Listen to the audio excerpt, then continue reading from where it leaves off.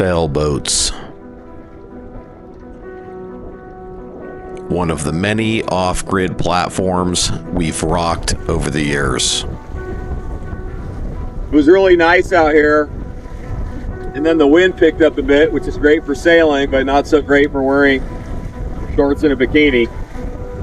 No, I look like the Michelin Man. But no matter what platform you pick, be it travel trailers, truck campers, van life, whatever, staying warm at times can be a challenge. Terrific!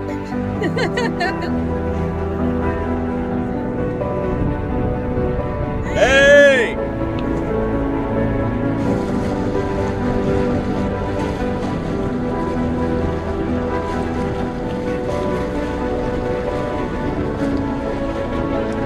If you want to live a life like this, and trust me, it's worth it. You're going to be far better off if you're prepared to keep your family warm.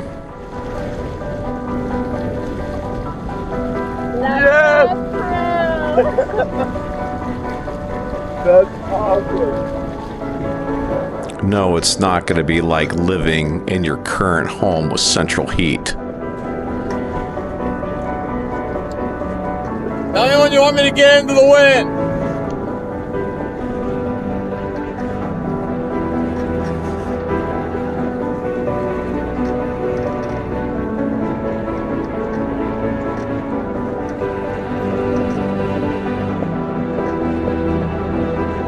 There will be moments where you are soaking wet and freezing ass cold. But it's worth it. There's no doubt about that for me. Let's sail into Aquatic Cove Park.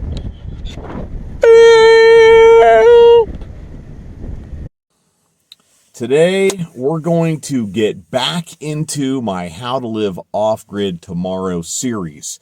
And we're going to talk about staying warm. Those of you that are used to the normal SHTF survival content, don't flip off the video right now. There's lessons you can learn from this video that are extremely relevant to making it through SHTF. All right? So don't skip the video for that. Let's talk about what the series is about real quick and why am I getting back into it. The series is all about showing you how to test run an off-grid lifestyle without totally changing everything that you're doing right now. Like, you don't need to run out and sell your house and sell all your cars and yada, yada, yada, and then buy some big old remote property somewhere that has nothing built on it, especially if you've never built anything in your own life. Then you got to pay contractors to do all this shit to get in there, and then what if you do it and you find out 5-6 years into it you absolutely hate it, it sucks. You'd rather be back on the grid, take the longest hot showers you can ever imagine, and always have ice. Right? This is a way to test run it, for one, for those of you that think you might really love the off-grid lifestyle. And the second thing that this is about saving money and getting ahead. All right? I taught all of my kids how to do this. I think maybe only one, or maybe two of them will actually take advantage of it. And you know what? That's on them. But if you pay attention to all these videos and you think about it, you can eliminate rent. You can eliminate a lot of your other costs, like in full coverage on vehicles. If you've paid cash for your vehicle, right, then you're just getting like state minimums. You can eliminate all kinds of expenses. And what that does is it frees up a lot of time for you. I'm telling you guys, man, if you ever do this and you try this the way I'm telling you, you will have so much time. You will be out walking around, fishing some amazing creeks that you found, just all day because you're not sure what else to do with it. You'll be out there finding out what you can eat, what you can forage, what you can hunt. You'll work on your snaring skills and your trapping skills. You'll have so much time that it will absolutely blow your mind. All right, dudes? And I'm getting back into this series. I took a break from it for a bit because things were just really going down the toilet in the U.S. And things are still going down the toilet to a degree. You You guys know the channel is not about politics. I do talk about the progressive far left at times because I think it's a danger that all of us should really be paying attention to. But if we look at where the U.S. is right now, and we look at gold prices and what's going on with the economy, and I don't need to get into my predictions on this, but it's going exactly where I thought it was going to go. We may very well find ourselves in a situation, a lot of us, in the very near future where we can no longer afford rent. We can no longer afford our mortgages and our car payments. And where is that going to leave you? So having the knowledge that I'm handing out in this series is going to give you an option. It's going to give you the ability to have a small home that you can bring with you. It's going to show you how to live on a fraction of what you probably live on right now. And this is all good stuff. It's good stuff to know with the way the world is going. So let's get after the conversation today, guys. Staying warm. And again, we're talking about off-grid rigs. Okay, so we've got a lot of options there. We've got travel trailers and fifth wheels and all that. We have truck campers. We have sailboats. We got van life. That's generally the platforms I've been using for this video. I should qualify myself real quick. I spent almost 9 years of my life living in these platforms. And not just one of them, not just two of them, but all four of them. So when I say I've lived in a truck camper for over 1,000 days, that doesn't mean I owned one for more than 1,000 days. It means I actually lived in one for over 1,000 days. And having done this in remote places all over the U.S., staying warm is going to be important, especially in the wintertime, right? So how do you do it affordably? And what are the most efficient methods for keeping yourself warm, for heating your truck camper or your travel trailer or whatever it's going to be? And so we're going to talk about the most efficient methods. We're going to talk about the 80-20 of heating these different platforms. All right, dudes, I don't need to get into weird shit like thermal mass heaters and all that kinds of stuff. I'm just going to talk about the 80-20 of it, the stuff you can install fairly easily or will already be installed and is fairly efficient on fuel and stuff like that. So let's get after it, pimps. The first thing that we're going to talk about is actually your clothing and your bedding. Some people are like, oh, that's stupid. Why do we need to talk about clothing and bedding? We already do that in our normal house. Right, you do that in your normal house, but your normal house has central heat, right? Or it's got a wood stove. It's warm in it. It's at least reasonably warm, most people's homes. But when you get out here and you get off grid, and let's say you go out to a place and go do a extended trip, so you're going to be out in one spot for like 4 months. You're going to want to be a little bit of a Nazi when it comes to where you spend your propane, if that's what you're rocking. So clothing and bedding selections can help cut down on this. You can add an extra layer when you're kicking it inside, guys. It's going to cut down on your fuel costs. And you don't need to be rocking a rig that's 85 degrees. You don't need to be running around naked in your rig, man, unless you just finished up boom boom time. And if you did boom boom time right, you should be good and hot and sweating anyways. All right, so you don't need to be cranking your damn furnace, dudes. Put on an extra layer, man. Cut down on the fuel costs. Having some additional bedding, that's going to cut down on fuel costs at night. And I'll tell you guys one of the things we've done in the house here, actually, because we rock a wood stove in the house. But I don't get up in the middle of the night and put more wood in it. I don't do it, man. I get it good and hot. It gets the concrete pad that it's sitting over good and hot, and that's it, man. We go to bed. We found that by adding a thin wool blanket over top of our sheet and our comforter just locks in a lot of additional heat. And we're talking a thin wool blanket. It doesn't have to be some super high GSM blanket. Curtains will add a layer of insulation around your windows. Not to mention they give you a certain amount of privacy. Especially if you're going to be ninja camping like in town, guys. You want to have blackout curtains. And blackout curtains are going to add even more insulation than regular curtains because they're going to be thicker. Right? They've got to be thick enough that light cannot make it through the curtain. And blackout curtains also usually are going to snap around your window so that no light can leave. You know, they don't have to snap, but that's one of the general approaches that I've seen, especially on sailboats. yeah, it's not going to add a high R value, but it's still going to add that extra layer, guys. And when you're living like this, man, every little bit counts. Now, we've taken this approach here with additional layers of clothing and additional bedding down to minus 13 degrees without running a furnace. So if you're in an SHTF situation, those of you that just follow the channel for that, think about it. Enough clothes and enough bedding will keep your ass alive in some very cold temperatures. And we're talking minus 13 Fahrenheit. Keep in mind, if you're going to let it get that cold in one of these rigs, freezing water lines can definitely be an issue for you. So when we were rocking it that way, we made sure that the water tank was empty and all the lines had been drained before we let it get that cold. Propane heaters, let's talk about those. In my experience, dudes, there's really two kinds of propane heaters that you're likely to see on a lot of these rigs. And really, I think you should stay away from propane on sailboats. Propane's heavier than air. So if you have a leak on a sailboat, what oftentimes will happen is that propane will end up down in the bilge, and then it will start coming up above the floorboards. And oh boy, if you're a smoker and you drop a cigarette, boom, your ass is dead. And this does actually happen, and it actually is alarmingly frequent how often it happens. So I'd stay away from propane on a sailboat if that's the rig you're rocking. And we'll get into variations of heat that people usually rock on sailboats with the next two. But propane is something you're going to see regularly in travel trailers, in truck campers. Van life, not quite as much. You can see it. We had one on my Class A camper van.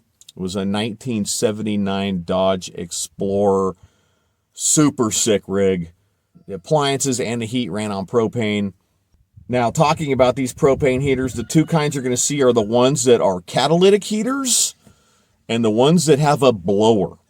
All right. Now, the catalytic heaters, it's just basically a simple heater. It's going to heat up and burn propane much the way it does in your oven.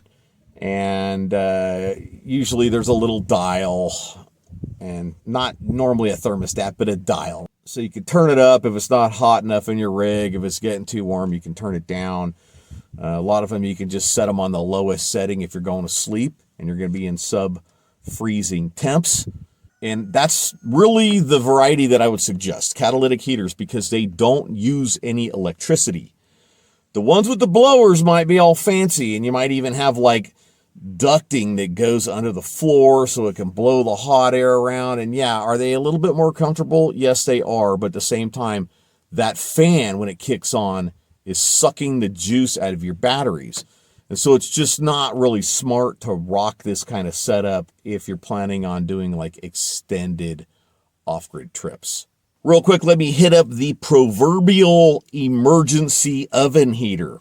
Let's say you're out there and your catalytic heater goes down or your blower goes down or whatever. What you can do is you can take your oven and take the tray out of it, put the tray on the bottom, load that bitch up with rocks, fire that oven up for an hour at 425, get those rocks nice and hot, turn the damn thing off, and they will radiate heat throughout the night. It's not going to be as good as a dedicated heater, but it can get you through, and I've actually done it because I had my heater go out on me. Diesel heaters.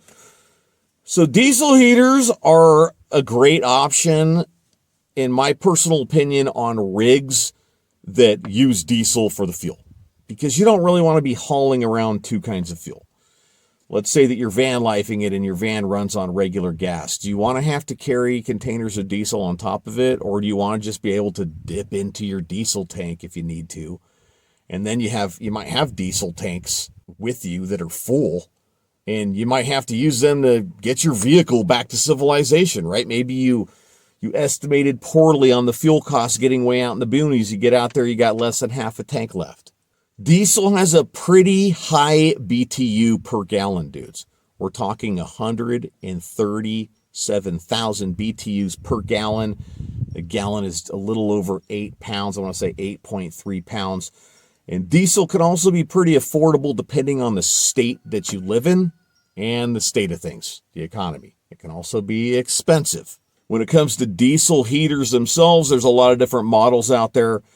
Some of them are amazing. Some of them are absolute shit. So make sure you do your due diligence before you purchase one.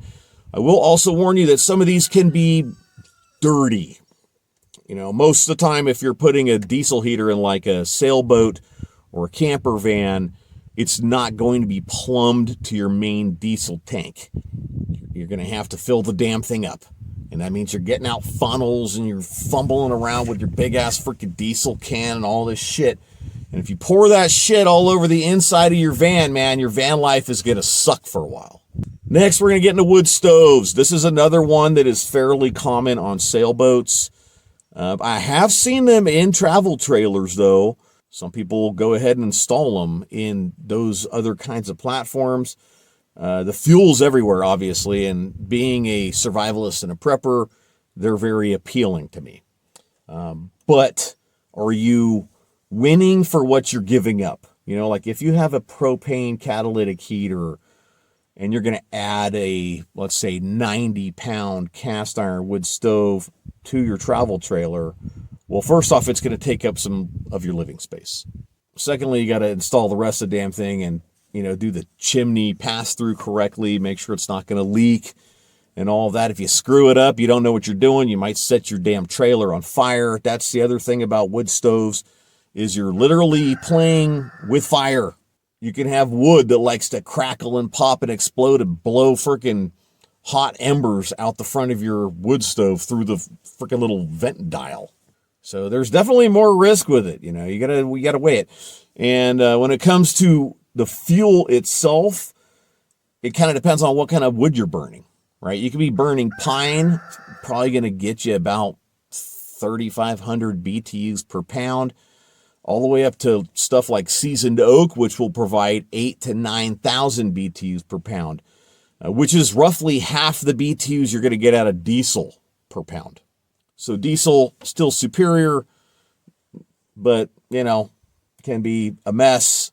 I think they are a good option, dudes. I'm looking at getting another one of these platforms again. I got rid of almost all of mine. I do have a van, a box van I converted to a camper van.